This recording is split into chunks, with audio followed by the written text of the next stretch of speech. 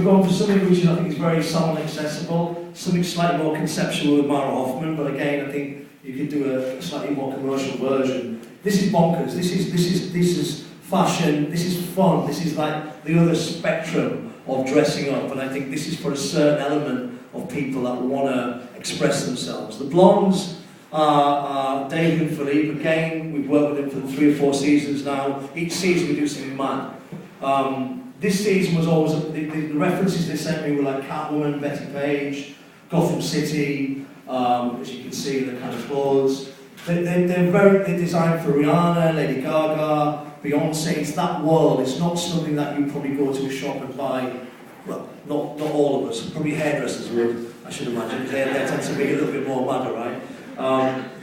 But they're brilliant, and their show we do it at the Nook Studios. It's the last show of Fashion Week for me, of New York Fashion Week for me. And it's always a killer. You know, they always get a huge celebrity following there, and all these kind of mad, you know, sort of. I don't want to use the word freaks, but it's this kind of whole New York scene, which I was always inspired by when I was younger.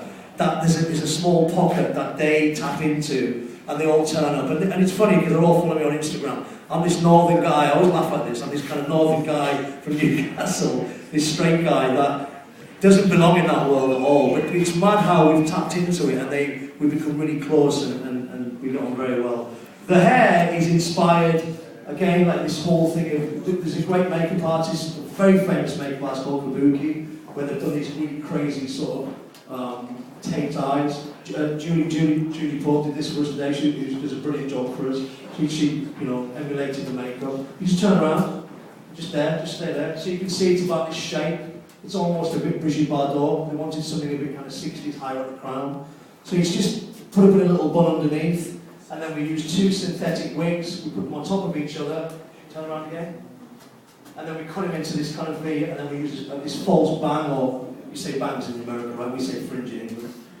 Just to cut it into this shape, just to accentuate the front and get this mad shape. And what I used here, just to polish the hair off, I've got a new product coming out, Hair Easter, which is basically a really high-end, strong, beautiful serum that really just gets the hair immaculate. Not too much, just enough to coat the hair synthetic, just to get that high-end shine in it.